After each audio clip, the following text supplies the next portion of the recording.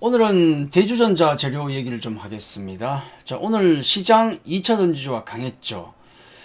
최근 우리 국내 증시가 달라졌다는 게 느껴지는 게, 강한 종목은 강하지만은, 바닥에 있던 종목들도 머리 끄댕이를 잡고 끌어올릴 정도로 꽤 센 힘을 보여주고 있습니다. 그 와중에 2차 전지가 간간히 돌아가는데, 오늘은 조금 의미가 있지 않았나 생각이 들어요. 그 중에서 삼성 SDI와 더불어서 특히 더 강세를 보였던 대주전자 재료 살펴보겠습니다. 자, 대주전자 재료는 지난번 시간에 제가 이수 스페셜티 케미칼 말씀을 좀 드릴 때 잠깐 예를 들어서 보여드렸던 거예요. 전고체가 어떻게 앞으로 성장을 할 것인가, 그 시간이 얼마나 걸릴 것인가를 실리콘 응급제를 하고 있는 대주전자 재료의 케이스에 비교해서 제가 잠깐 말씀을 좀 드렸죠. 2019년에 실리콘 응급제가 상용화되고 타이칸에 공급이 되고 지금은 대중화의 길로 가고 있다. 자, 그런 말씀을 잠깐 드렸는데, 자, 오늘 그 2차전지가 강했던 이유는 이겁니다. 일단 전방산업이 좋아야 그 뒤에 있는 셀 업체든 부품 업체든 아니면 소재 업체든 될 거 아닙니까? 그죠? 근데 그동안에 보면 트럼프의 어떤 여러 가지 배터리 관련 규제라든지, 그리고 캐즘이라는 어떤 그런 상황들, 이런 것들이 굉장히 좀 모멘텀상 2차전지 쪽에 굉장히 안 좋았죠. 새로운 뭔가 돌파가 필요한데, 그 중에 하나가 됐던 게 오늘 나왔던 기사. 자, 얼마 있으면 다음 달 3월 5일부터 7일까지 인터 배터리 행사가 있습니다. 거기에서 새로운 수많은 제품들이 나온다 그러는데, 그 중심에 있는 게 차세대 원통용 배터리 4680 배터리가 오늘 얘기가 나왔던 거죠. 그러다 보니까 관련주들 등등해서 같이 움직였던 겁니다. 자, 4680부터 해서 이제 배터리의 표준화가 시작된다고 얘기는 하는데, 4680 이 명칭이 1865, 2170, 우리 최근에 가장 지금도 많이 쓰이는 게 2170 아니겠습니까? 지금은 4680인데 크기로 분류가 된 거예요. 지름이 46이고 높이 길이가 80mm, 요게 4680이고, 그럼 2170은 금방 아시겠죠? 자, 2170에서 4680이 넘어오면서 뭐가 달라지는가? 크기만 달라졌는데 변화가 있나 하지만은 성능이라든지 전반적인 성능이나 안정성은 높아지고 비용은 줄어드는 게 바로 4680입니다. 그래서 지금 예를 들어 테슬라 같은 경우가 차량의 가격을 떨어뜨리기 위해서 굉장히 많이 노력하는데, 거기에 절대적으로 필요한 게 이런 혁신적인 배터리가 필요한 거죠. 테슬라도 스스로 4680 배터리를 만들고 있지만은 그 기술적으로 두껍게 만들면은 수율이 떨어지거든요. 그것도 굉장히 애를 먹고 있는데, 아마 이제 얼마 안 있으면 이제는 4680 배터리가 LG 엔솔을 비롯해서 우리 국내 기업들로부터 파나소닉도 그렇고 본격적으로 양산될 것 같다. 이제 곧 양산이 됩니다. 그래서 이제 부각이 되고 있는 거죠. 크기만 다른 게 아니고 4680 배터리는 에너지 밀도도 높고 당연히 성능도 높게 되겠고, 생산 비용 같은 경우는 이론적으로 볼 때는 40%까지 절감된다 그러는데, 그건 이론적인 거고 10에서 20% 절감될까요? 어쨌든 대폭 절감되는 게 맞고, 성능은 높아진다는 거. 아니, 생산 비용은 줄어드는데 성능이 증가하면 그것보다 좋은 게 어디가 있겠습니까? 그러다 보니까 2170 배터리에 비해서 혁신적인 4680 배터리가 관심을 받을 수밖에 없는 거예요. 그 4680 배터리부터는 바로 대주전자 재료에 실리콘 응급제가 들어간다는 거 아니겠습니까? 물론 원래 예상이 4680 배터리에 들어가는 걸로 돼 있었는데 미리 2170에 들어갔어요. 실리콘 응급제는 이미. 자, 그게 그래서 이제 대주전자 재료가 중요한 거고, 중요한 건 새로운 배터리가 나오면 뭔가 새로운 차량이 있어야 들어갈 거 아니겠습니까?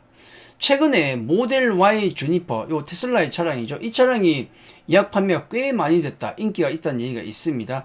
여기에 들어갈 것이고 테슬라의 사이버 트럭에도 들어갈 겁니다. 그래서 이게 아마 그리고 전 세계에 있어서 가장 흥행을 할 가능성이 높은 게 4680이 아닌가 지금 그렇게 보고 있습니다. 그래서 기대감이 클 수 없고, 침체됐던 2차 전지 시장에 뭔가 모멘텀이 되는, 특히 대주 같은 기업 같은 경우는 주니프에 들어가면은 4680에 들어가면 거기에는 당연히 실리콘 응급제, 성능을 극대화시킬 수 있는 실리콘 응급제가 들어갈 수밖에 없는 거죠.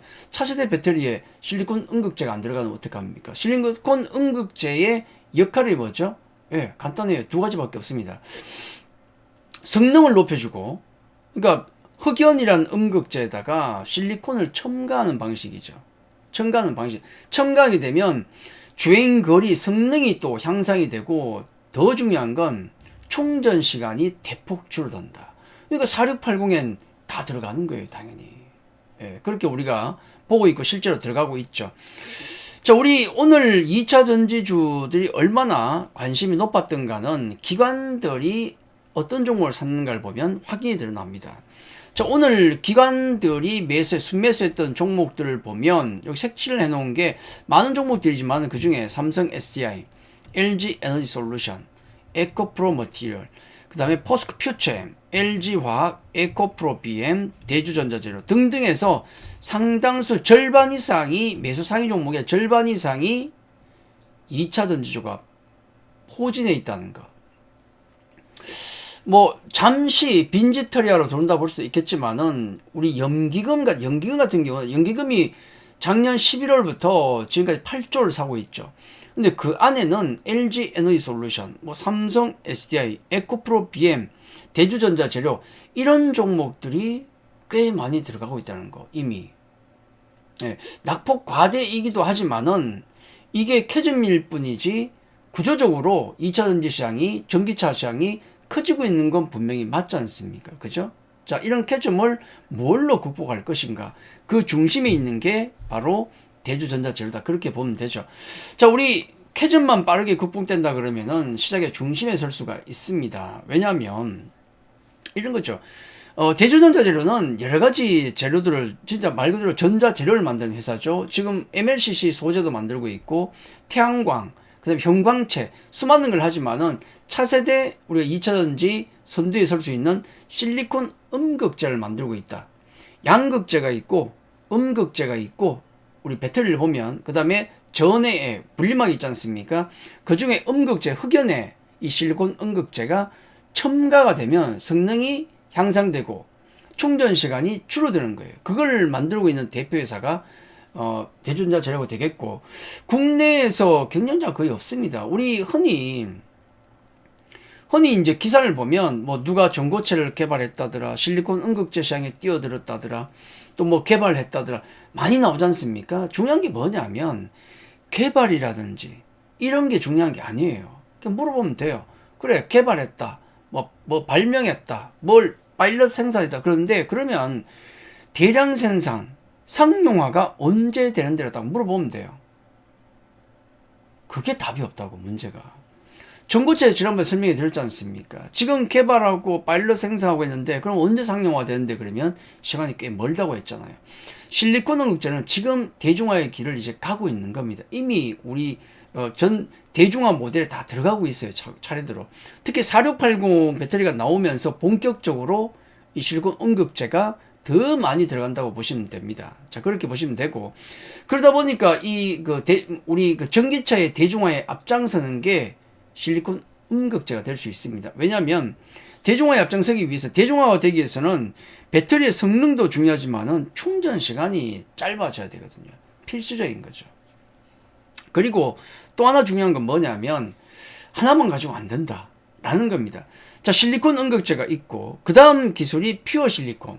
요거는 그냥 음극재가 실리콘만으로 된 거. 그 다음이 뭘까요? 발전된 게. 그 다음에 전고체로 가는 겁니다. 근데 대주전자재료 같은 경우는 지금 이제 실리콘 음극재 시장에서 본격적으로 뛰어들어서 선두에 있죠. 여기는 압도적인 선두입니다. 경쟁자가 국내는 없어요, 아예. 일본, 중국 조금 있고 압도적이죠. 거기다가 미국은 중국 제품을 못 쓰지 않습니까? 자, 그런 점도 있고, 실리콘 음극재 차세대인 퓨어 실리콘 같은 경우도 개발 중이고, 심지어는 이 실리콘 음극재는 전고체의 음극재도 들어가잖아요. 거기다가 대주전자 재료 같은 경우는 전고체 소재도 지금 개발하고 있다는 것. 이런 거 기사만 조금만 찾아보셔도 이 회사가 뭘 하는지가 다 나옵니다. 그래서 실리콘 음극재, 퓨어 실리콘, 전고체 소재까지 개발하고 있는 동사는 실적도 보면 뭐 실리콘 음극재 때문에 실적을 내고 있으니까 좋은 실적 성장세를 이어가고 있고 적지 않은 회사 아닙니다. 그죠? 실적도 성장세를 보이고 있고 차세대 제품까지 개발하고 있다는 점은 동사의 가장 큰 성장 매력이 아닐까. 자, 그렇게 말씀을 드립니다. 그래서 뭐 증권사 목표가는 지금 얼마까지 나와 있죠? 13만 원까지 나와 있습니까? 그 정도로 만족할 회사는 아니다. 아시다시피 증권사 목표가라는 것은 주가가 올라가면 자동으로 높이게 돼 있어요. 그리고 저 위에 써놨지만은 캐즘만 빠르게 극복된다 그러면은 가장 선봉에 설 종목이 아닌가, 회사가 아닌가 그렇게 보고 있습니다. 그래서 단기적으로 보지 마시고 롱텀하게 캐즘이 극복되는 그 시점까지 가져간다면 큰 수익을 볼 수 있는 게 대주전자 재료가 아닐까 그렇게 설명을 드리겠습니다. 자, 오늘 말씀드린 내용이 여러분 투자에 도움이 되셨다면 구독, 좋아요, 알림 설정까지 해주시면 감사하겠습니다. 자, 참고로 여러분께 말씀드릴 것은 이게 제가 말씀드린 이런 내용들이 진리는 아니죠. 그렇죠. 참고만 할 뿐이고 결정은 항상 여러분이 찾아보시고 리포트도 읽어보시고 제가 말씀드린 내용을 중심으로 해서 리포트도 찾아보시고 기사도 찾아보시고 PR도 계산해보시고 다 해보시고 나서 결정을 해야 되는 것 한 번 더 말씀드립니다. 네, 자 오늘 여기까지입니다. 감사합니다.